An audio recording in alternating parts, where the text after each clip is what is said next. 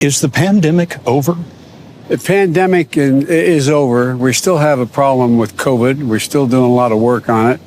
But the pandemic is over. The president said, and he was very clear in his 60 Minutes interview, that COVID remains a problem, and we're fighting it. And we have to continue to make sure that we are fighting this once in a generation pandemic. Some more political tap dancing right there. President says it's over. Jean-Pierre says it's not. They're continuing to fight. Well, what are the legal ramifications about that? To help us better understand this dumpster fire is president of Judicial Watch, the author of A Republic Under Assault, Tom Fitton. Tom, great to have you on, sir. Hey, good to be with you, Carl. Thank you. Okay, so let's talk about the legal ramifications. We know that Biden used the pandemic as fuel to pass the largest executive order in the history of ever to pay off student loan debt from we, the people, the taxpayers. Are there legal ramifications to him declaring it over just like that, or is there a process to actually make it formally over? Well, potentially those who are challenging some of this, even under an emergency, illicit activity by Biden have a stronger argument that they're using the pandemic emergency declaration as an excuse rather than a reason for, in the case of the loan forgiveness, granting $1 trillion in benefits to American citizens and others without congressional authorization. Yep. And then, of course, you have on the other side of that, not only at the federal level, but at the state and local level, many vaccine mandates that seem to me to depend on the theory that there's an emergency. So therefore, people have to be forced to take an irreversible medical treatment.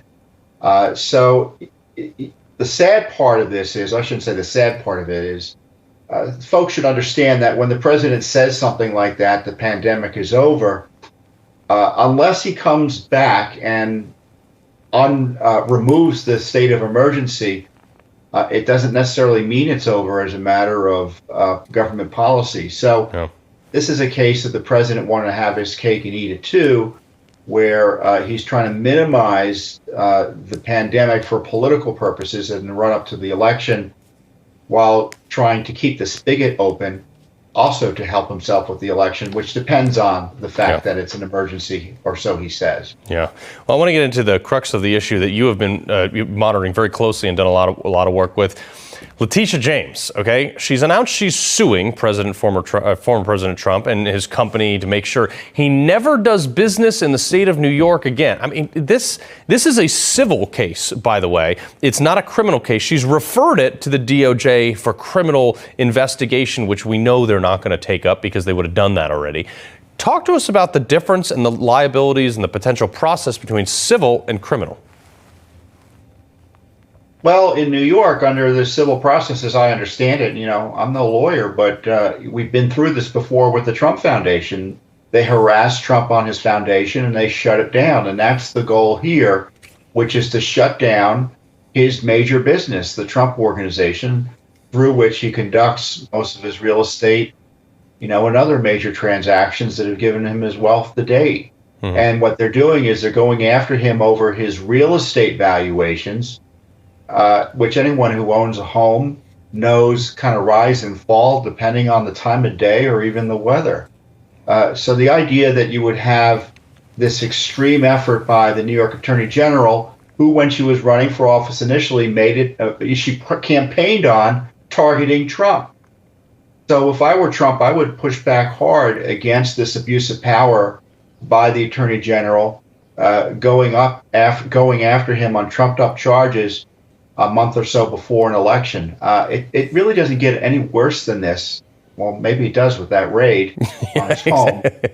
In terms of political abuse of power through this awful power that government has to prosecute people and destroy their lives. No, it really is shocking to me, and the process becomes the punishment. Real quick, I got about 15 seconds left. Do you see any recourse for someone like President Trump? Can he sue to get the now approaching hundreds of millions of dollars in legal fees he spent? Well, I mean, at this point, what he's trying to do is keep his business open. Yeah. And, someone like her should be held accountable. And prosecutors, not only up there in New York, but you have outrageous prosecutor in Fulton County, Georgia, and then of course you got the DOJ. They have to be reined in. Governors can do that, and certainly Congress can as well here in D.C. in some respects. We'll see what happens in New York with Lee Zeldin. That might be an interesting turn of events. Tom Fitton, Judicial Watch, we appreciate you being here this morning. You're welcome. Thank you, Carl. Yeah.